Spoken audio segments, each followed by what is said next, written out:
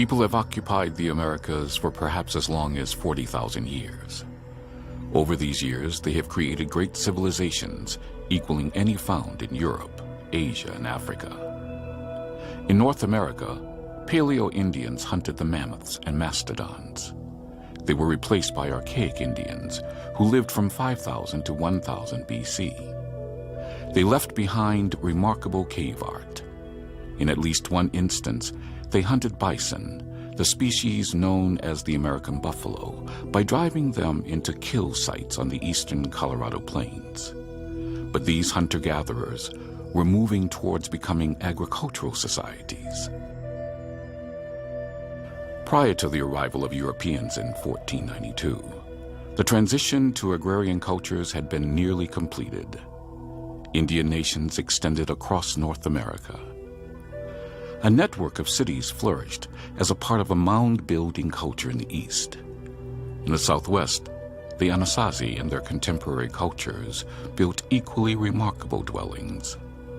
Then in the historical blink of an eye, they all disappeared and were replaced by the configuration of tribes in place at the start of the 17th century, many of which then vanished as a result of European diseases and settlement.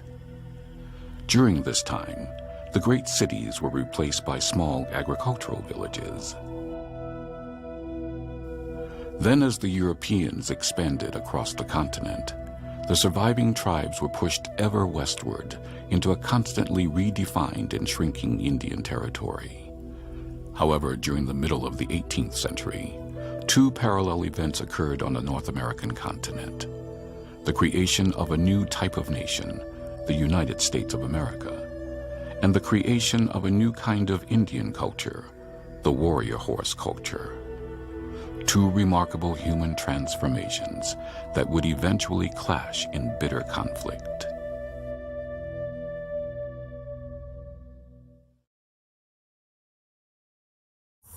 Two large mammal species played an equally critical role in creating the remarkable Plains Indians culture. One was the horse, an animal brought to the New World by the Europeans. The other, a member of the cattle family, was the American buffalo, indigenous to the continent. The American buffalo can trace its ancestry back to the Pleistocene era, when its relatives roamed among the mastodons, mammoths, giant wolves, and lions. In fact, the buffalo is the lone survivor from that ancient time. A herd animal, the buffalo is covered with long, dark brown, woolly hair. It has a massive head, high humped shoulders, and a tufted tail. Fully grown, buffaloes are 5 to 6 feet high at the shoulders and can weigh as much as a ton. Like other members of the cattle family, they thrive on grasses. Prior to the 1800s, it is estimated that the buffalo population ranged somewhere between 60 to 80 million. They were found wherever prairie grasses grew, from Canada to Texas, and from the Rockies to Ohio and Kentucky. It was said that when one of the vast herds moved through an area, it kicked up a cloud of dust, darkening the sky.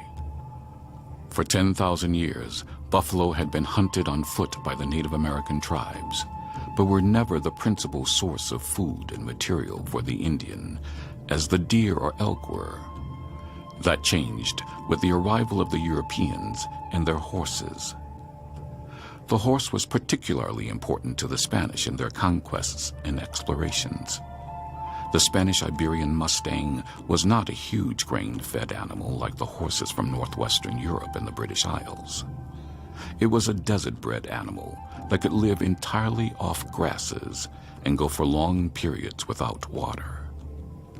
It was capable of carrying a man in heavy armor over miles of burning desert and dry high plains. In 1680, there was a massive uprising by the Pueblo Indians against their Spanish overlords. When the surviving Spanish fled, they left behind their sheep, cattle, and horses. The Pueblo, a sedentary people having little use for the thousands of Spanish horses, simply let them roam free. These horses, thriving on the short grass prairies, formed the nucleus of the great Mustang herds of the Southwest and Southern Plains. This great horse dispersal produced perhaps the most rapid cultural transformation hitherto ever witnessed on the planet. Within 100 years, a number of Native American tribes on both sides of the Great Plains had transformed themselves into nomadic, buffalo-hunting horse cultures with names like the Cheyenne, the Sioux, the Comanche, the Kiowa, and the Arapaho.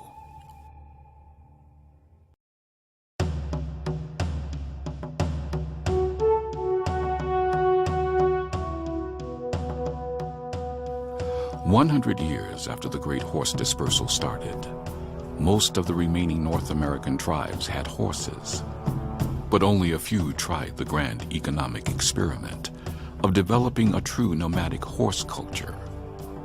At the same time, the short grass prairie offered a huge unoccupied region for expansion. While unfit for permanent settlement, it was ideal for any group that moved easily with the wanderings of the millions of buffalo. The horse provided the vehicle, and the buffalo provided a virtually inexhaustible supply of high-quality protein, giving the tribes willing to venture onto the plains the chance for rapid population growth. Each of these tribes has a unique story of its transformation into a horse culture.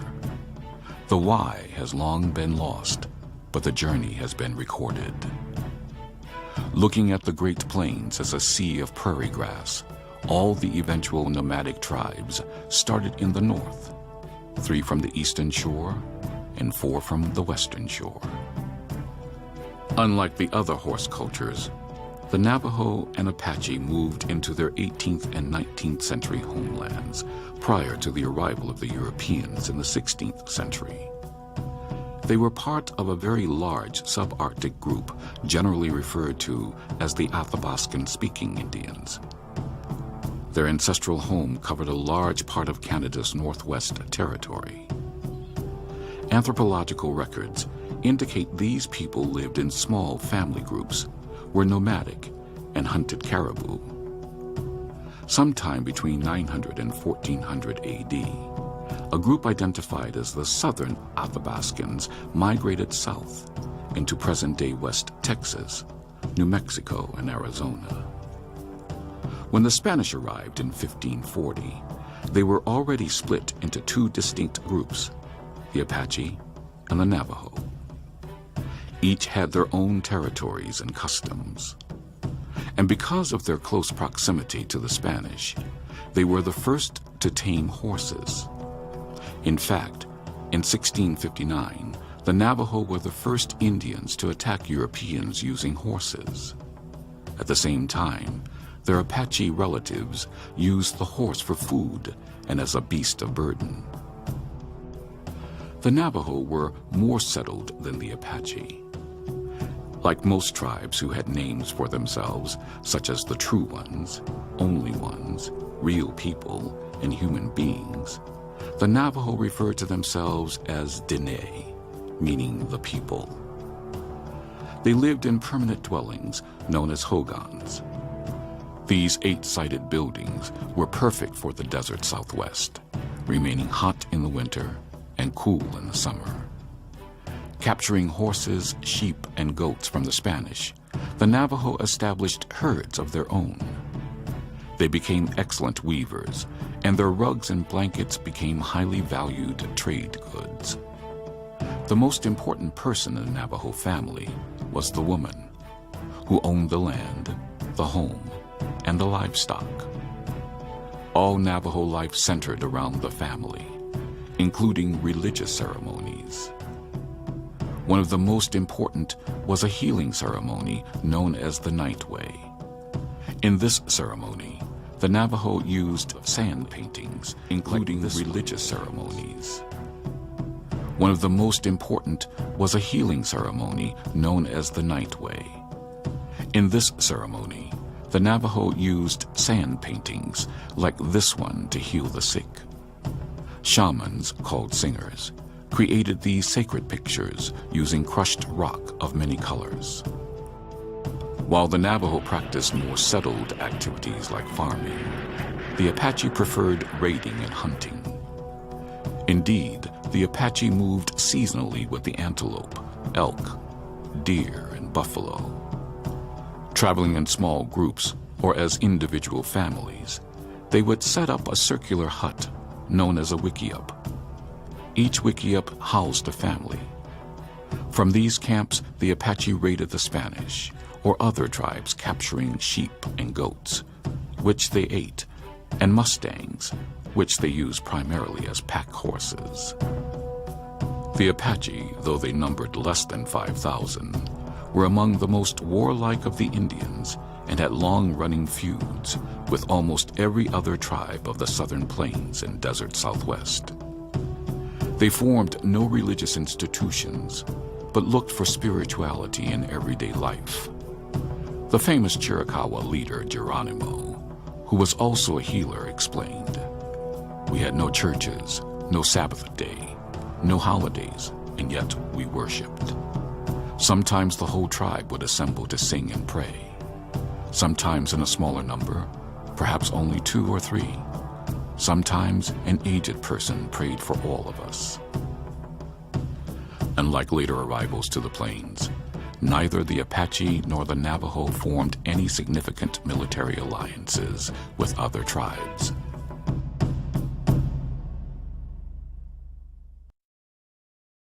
The Kiowas' journey onto the plains began somewhere in the Kootenay region of British Columbia, Canada. From there, they migrated into western Montana in the 1600s. Around 1700, they reached the Yellowstone River area. 10 years later, after acquiring the horse from the Crow, they found a home in South Dakota's Black Hills. Very quickly, the Cheyenne and the Sioux drove them from this home. Again, they moved south, where they fought a bloody war with the Comanche. However, by the beginning of the 19th century, the Kiowa formed a strong military alliance with their former adversary. This alliance was at the center of the battle for the southern plains. Their language is believed to be part of the Aztec-Tanoan linguistic stock. It is a language grouping spoken by many Mexican Indians. Like all the nomadic Indian nations, the twin centers of Kiowa life were hunting and war. Though small in numbers, the Kiowa were known for their exceptional bravery, strict military organization, and strong warrior societies. The Kiowa were also known for their incredible storytelling pictographs. Indeed, they came very close to developing a written language. Much history of the Indian Wars comes from their pictographic records written on buffalo hides as a kind of yearly calendar. Another nation, later called the Kiowa Apache, accompanied the Kiowa as they migrated south. Though unrelated genealogically to either the Kiowa or Apache, they had the cultural traits of the Kiowa and spoke an Athabascan-based language like the Apache, hence the Kiowa Apache designation.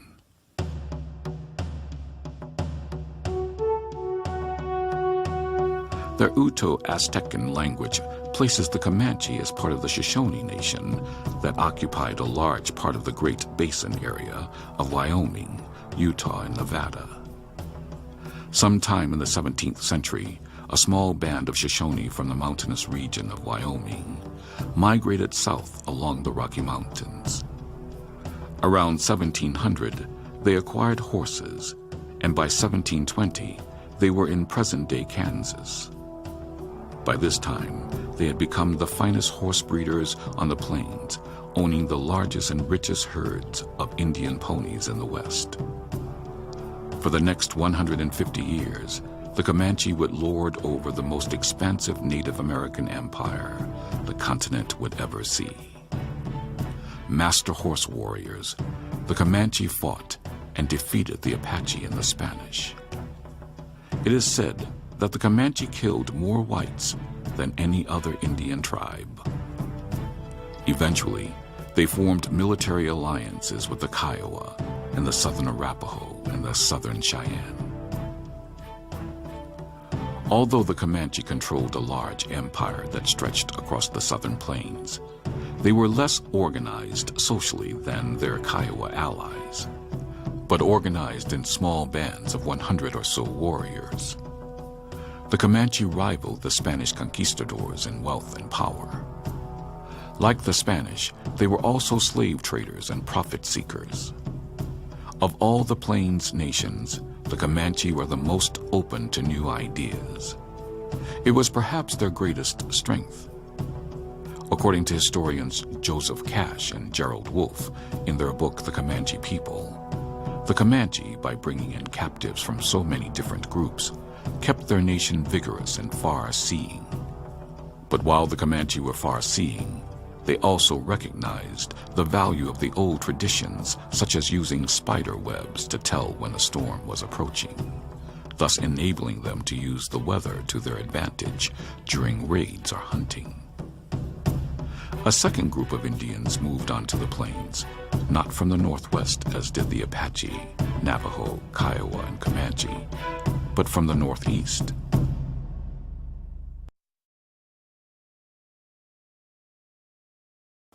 At one time, both the Cheyenne and Arapaho were part of a large village-dwelling group of Indian nations known as the woodland culture that lived in the upper Great Lakes region of the United States. The Cheyenne and Arapaho were both Algonquin-speaking people. The exact ancestral homeland of the Arapaho is unknown, but many believe they once lived along the banks of the Red River between the border of North Dakota and Minnesota. Sometime in the 1700s, the Arapaho arrived near the headwaters of the Missouri River. From the headwaters of the Missouri, the Arapaho pushed south towards the Black Hills. Though they made a military and economic alliance with the Cheyenne, they warred with the rest of the Plains tribes, including the Sioux, Pawnee, Comanche, and the Shoshone. In fact, it was by stealing their horses that the Arapaho became a full-fledged horse culture. The Arapaho practiced and perhaps originated the sun dance. An annual event, the sun dance was a test of endurance for the participants, as they had to dance and perform rituals for days, often staring into the sun. While the Arapaho were fierce fighters, they were known more for their welcoming ways than their warlike nature.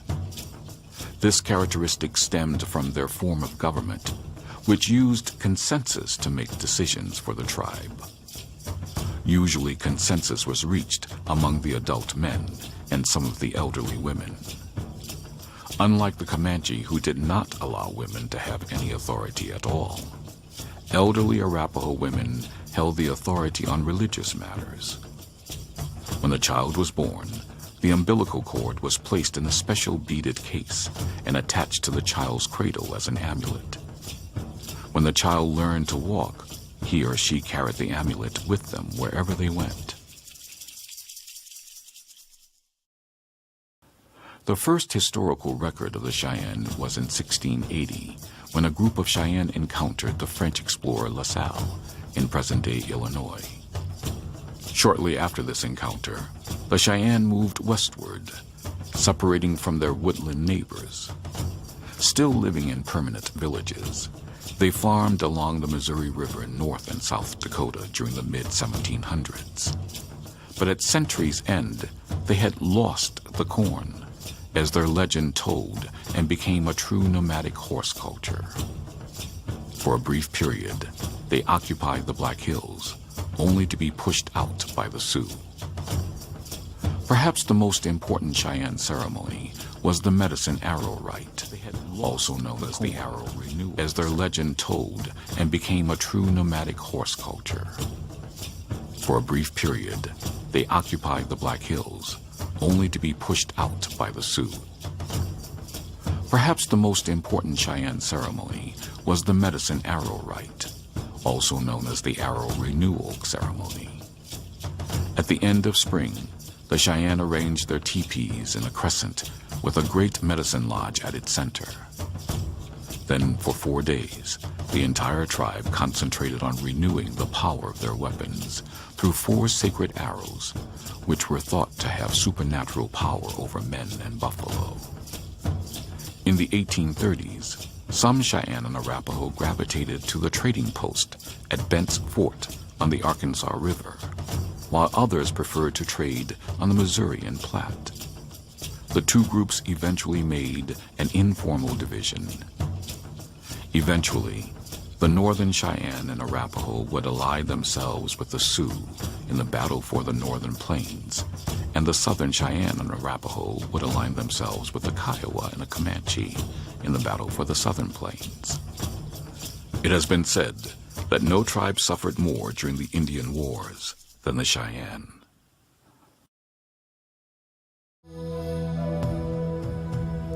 Horse-mounted, riding into battle against the cavalry, wearing long buffalo robes, smoking the peace pipe in a colorfully painted teepee. For most Americans today, these are the images of what the American Indian was like. These are actually images of only the Plains Indians, more than likely the Sioux. The Sioux, also known as the Lakota, the Dakota and the Nakota, were originally a woodland Indian tribe that dominated the southern 2/3 of Minnesota, as well as parts of Wisconsin, Iowa, and North and South Dakota. Unlike the neighboring Algonquin-speaking woodland Indians, the Sioux spoke their own language, Siouan. There were 4 ancestral branches of the Sioux: the Santee, which was made up of 4 distinct bands; the Yankton, with only 1 band; the Yanktoni, formed from 3 bands; and the largest and best-known branch of the Sioux, the Teton, also known as the Lakota. It included the Ogallala Band, the Brule, the Hunkpapa, the Miniconjou, and 3 lesser-known bands. It was the Lakota branch that first gained the horse and spread west to the Black Hills and beyond. It was the Teton branch that became one of the most formidable combatants in the Indian Wars. And it was the Teton who had the greatest number of warriors on the plains and inflicted the greatest defeats on the United States cavalry. Aside from their warlike prowess, among the Plains nations the Sioux were known for their kindness, charity, and brotherhood. Each Plains nation had its own creation myth and its own sacred person or spirit who came to earth and gave it the traditions necessary for a healthy life. According to Sioux legend, a white buffalo maiden came to them bearing a pipe and instructions on how to live. The pipe represented the covenant between the Sioux and the buffalo.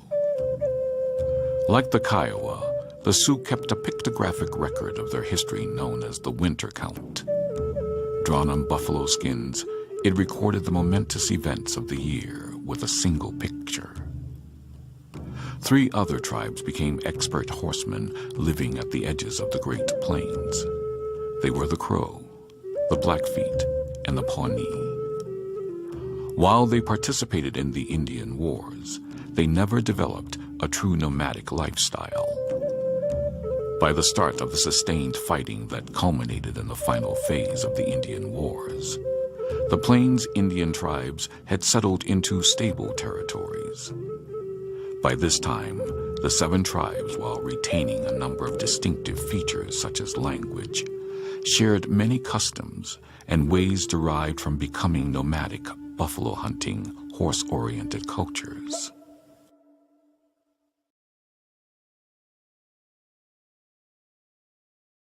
There was no more dramatic sight on the plains than hundreds of teepees silhouetted against the setting sun. Life on the plains for the Indian nations that followed the buffalo required a living structure that was big enough to hold a family, was warm in the winter and cool in the summer, sturdy against the fierce prairie winds, and perhaps most importantly, the Plains Indians needed a structure that was readily transportable. easily assembled and disassembled. The teepee fit these needs perfectly. In the Sioux language, teepee meant dwelling. The Upper Great Lakes tribes had smaller versions of the teepees seen in historic photographs. Teepee size for those early Indians was restricted by the lack of carrying capacity of the domestic dogs that were used for transportation. That restriction was removed with the arrival of the horse. The materials for a teepee came from the buffalo and the lodge poles cut from pine woods. Gathering these materials, hunting the buffalo, and cutting and trimming the lodge poles was done by the men. The rest of the work was done by the women. Not only did the women tan the hides and sew them together, they were also responsible for putting up the teepees. The basic design of the teepee was remarkably simple. Buffalo hides stretched over a framework of lodge poles. Erecting a teepee was simple as well. First, 3 poles formed the tripod base to which additional poles were added.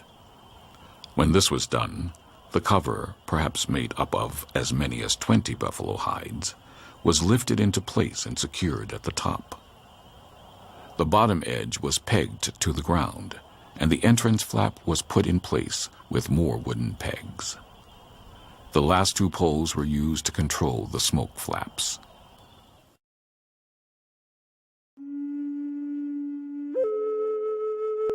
The unexpected sight of even a lone warrior appearing at the horizon struck fear in the hearts of travelers and cavalry soldiers alike.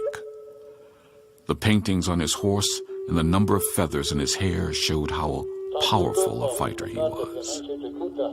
Dressed in the colorful regalia of his tribe, wearing the war paint that indicated he was ready to die in battle, this single warrior might mean hundreds more lay hidden in ambush, or he might just want to trade. Like the teepee, whose shape was both practical and symbolic, so were the Indians' clothes. In summer, the breechclout and simple leggings were perfect for the desert-like heat of the plains. In winter, the heavy fur and tough hide of the buffalo kept him warm in even the most frigid conditions. The markings on his clothing indicated which tribe he was from and his prowess as a warrior. The animal skins used to make his garments showed which spirit guides he looked to for personal power. While a warrior took the utmost care with his appearance when on a raid, it was the women who made all the clothing for the family. The buffalo, the all-purpose beast of the plains, was the source of most clothing. Deer and antelope also provided skins for garments. As trade with the white man increased, factory-made cloth, blankets, and even boots were used by the Plains Indians. Still, the buffalo remained the most important source of clothing right up to the end of the Indian Wars. The buffalo's tough hide was used to make robes, caps, moccasins, leggings, mittens, coats, and dresses. Women left the fur on for winter garments and removed it for summer clothes. While in camp, men and women dressed simply for freedom of movement. However, on important ceremonial days, they dressed in their finest clothes with the tribe's distinctive quill and beadwork on display. In colder weather, the warrior wore leggings for warmth. He also wore leggings when hunting or on a raiding party to protect his legs. Leggings were colorful and profusely decorated with paint, bells, shells, quills, or beads. It was as a warrior in a raiding party that the men displayed their finest garments. Within each tribe, distinctive decorations indicated specific warriors' bells, shells, quills, or beads. It was as a warrior in a raiding party that the men displayed their finest garments. Within each tribe, distinctive decorations indicated specific warrior societies. However, individual warriors used paint to show their personal war honors. Ceremonial shirts, generally known as a war shirt, were extensively decorated and worn during raiding parties. These shirts hung loose and fell well below the waist.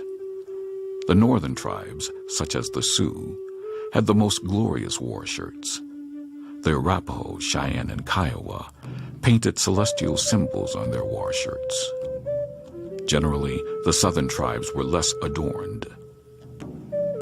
An Indian's hair was deemed directly related to the soul, and as such was treated as an adornment. While on a raid, it was often decorated with beads and colors to make it distinctive. Warriors who had counted coup in battle would wear eagle feathers as a mark of their bravery. The Sioux wore their hair loose as a sign of humility. Some southern and central plains tribes shaved their heads except for a short tuft. They often then painted the head as well as the face red.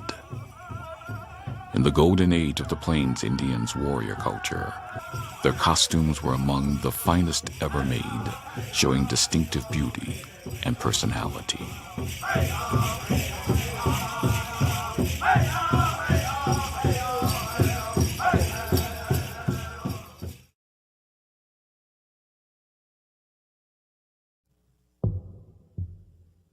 It was the well-ordered social structure of the 7 Indian nations that enabled them to thrive in the harsh environment of the plains and desert, and battle the U.S. military to a standstill for nearly 40 years.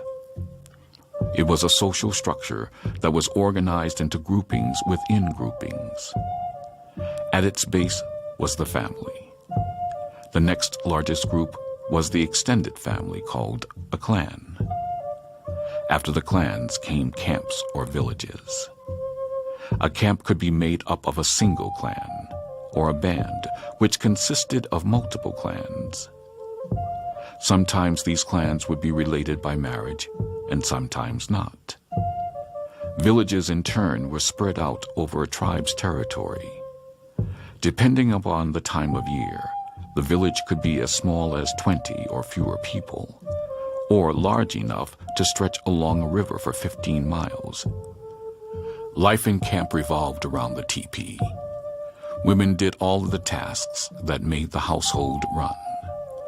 They collected firewood and cooked meals, gathered suitable roots and fruits, scraped buffalo and antelope hides, prepared buffalo meat for drying, and made all the clothing from moccasins to breeches. The women took care of the children until 5 or 6 years of age, often nursing them for the whole time. At that point, young boys went to help their fathers with the pony herds, and young girls followed their mothers, learning what it meant to be a good wife and mother. But while seemingly engaged in menial tasks, women were not considered servants. They had their role and scorned men's help. The man was the head of the household. His job was to hunt and fight, tasks that inevitably took their toll. So much so that there were many more women than there were men in a typical clan. The result was tribes practiced polygamy, and a man, if he survived the hunt and battle, could have several wives in order to maintain population numbers of a clan at a functional level. In fact, clans and bands operated with a great deal of independence, particularly when it came to interactions with other Indians and whites. Because Indian nations were spread out over a large area, it was important to have events that brought them together to solidify their tribal and band identity, and to plan tribal and band activities such as warfare. These events took the form of ceremonies, feasts, and dances.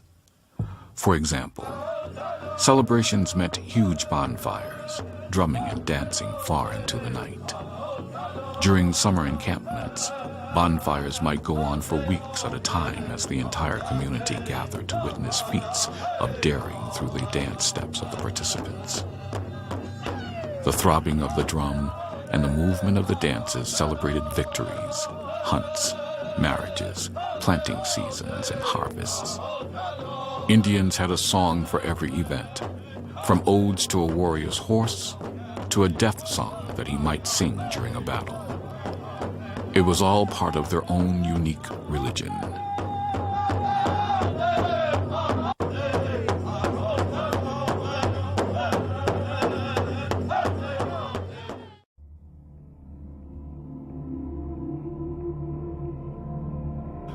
To the Plains Indians, everything in the world served a purpose in their lives.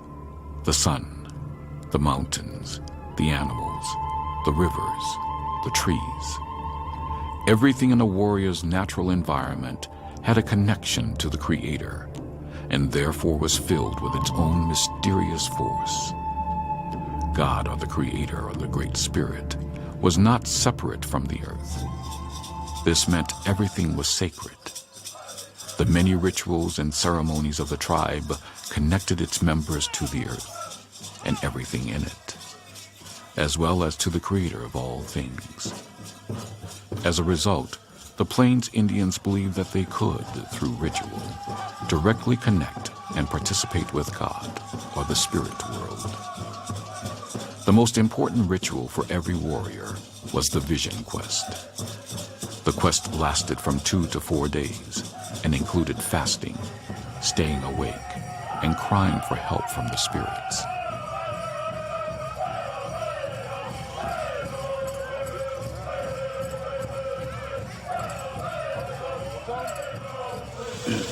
That drum is the centerpiece of the whole powwow. It's like the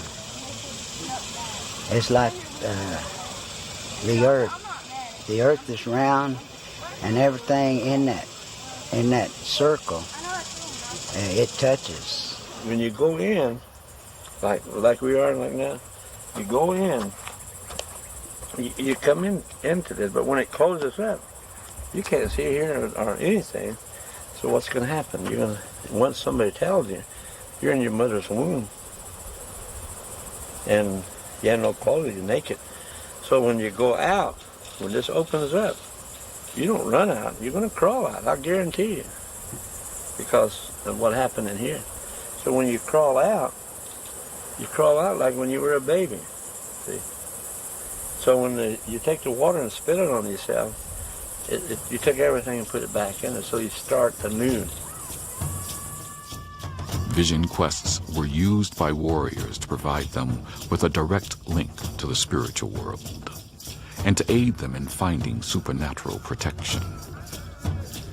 The dance and the beating of the drum were, and still are, of great importance to the Plains Indians. By 1840, economic and social transformation of the Plains Indians from agricultural and sedentary societies to nomadic warrior hunters was complete. The military alliances among the tribes and their territories would not change over the next 50-year span on the plains. This period was called the Indian Wars. Ironically, at a time when much of the Western world was experiencing the Industrial Revolution, the Plains Indian horse culture had completed a grand experiment in producing a true warrior society, one that would nobly fight for its land and way of life.